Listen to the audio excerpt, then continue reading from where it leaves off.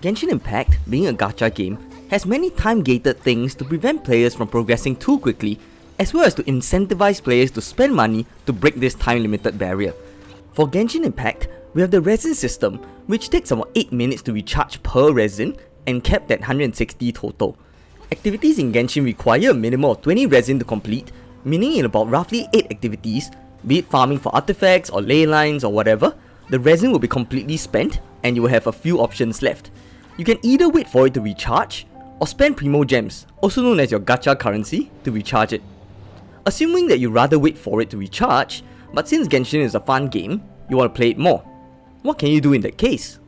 In this video, I will share some activities that can be done in Genshin, even if you run out of RESIN, so that you can play the game as much as you want to your heart's content.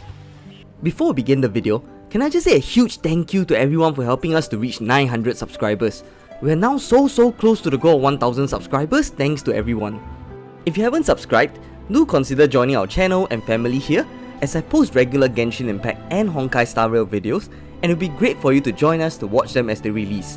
Thank you in advance. Without further ado, my name is Charged Coin, and let's begin the video. For the first activity, you can explore the map for local specialties and enemy drops. You may think to yourself, but I already have enough though. The thing is, you never know when you need the materials. For example, I left Beito unleveled for the longest time. However, I decided to build Beito recently as I wanted to make a video with her. Fortunately, as I had been farming for the specialties regularly, I had enough to level her up without needing to go and farm. Of course, I didn't have enough of the boss drops, but honestly that's easily farmable with RESIN. To make your job easier, I recommend putting characters with talents that can mark the local resources on the map. Some examples are Mika and Klee for Mondstadt, Yanfei and Qiqi for Liyue, Goro for Inazuma, and Tainari for Sumeru. Happy farming! The second thing that you can do is to purchase transient resin from the Realm Shop. Each week, the Realm Shop in the Serenity Port will reset, allowing you to purchase transient resin, equivalent to 60 original resin, which you can use to claim materials or artifacts from areas such as in the domains or ley lines. If you haven't set up your Serenity Port yet, I highly recommend you to do so, since these free rewards that you can obtain weekly definitely should not be passed up.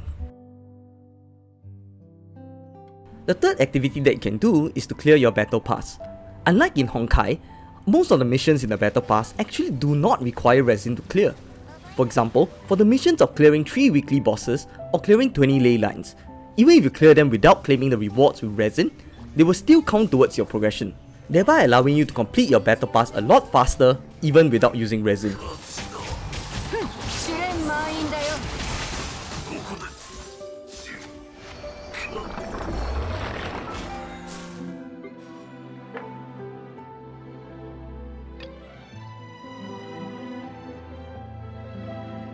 The fourth thing you can do is to try clearing the Spiral Abyss.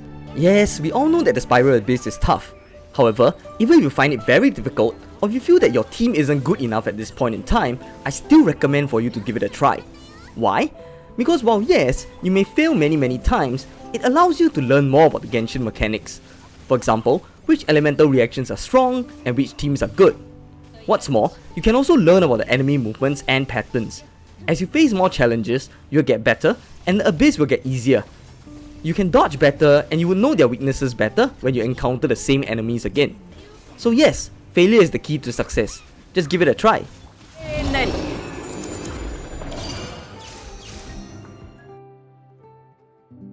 For the fifth activity, I suggest for you to try out new teams. The team that you created can be for the Spiral Abyss or for the open world, it doesn't really matter. It honestly gets boring when you use the same team over and over, and sometimes our view may become narrower. We end up only thinking some characters are viable and not others. For example, I never ever used Hyper Bloom because I always thought that it was tough to use and Spread or Aggravate was easier and better. After I decided to try it out after one of my commenters mentioned the team, I ended up liking it so much. As such, since you have no resin, you might as well try something new.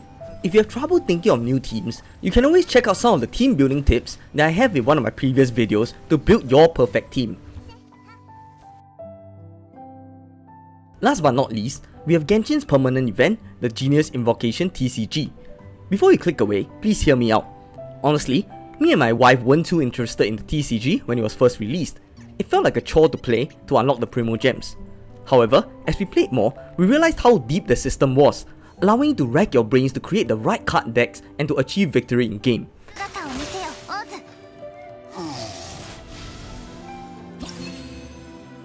As such, if you're bored and out of resin, I highly recommend you to at least give it a try. At least if you give it a try and like it, you have a new pastime for the game. And with that, we've come to the end of today's video. Which one of these activities would you consider trying? Do let me know down in the comment section below. If you found that today's video helped you out, or you just enjoyed it in general, do consider leaving a like, comment or subscribe, as it will really help out the channel and get me closer to my goal of 1000 subscribers.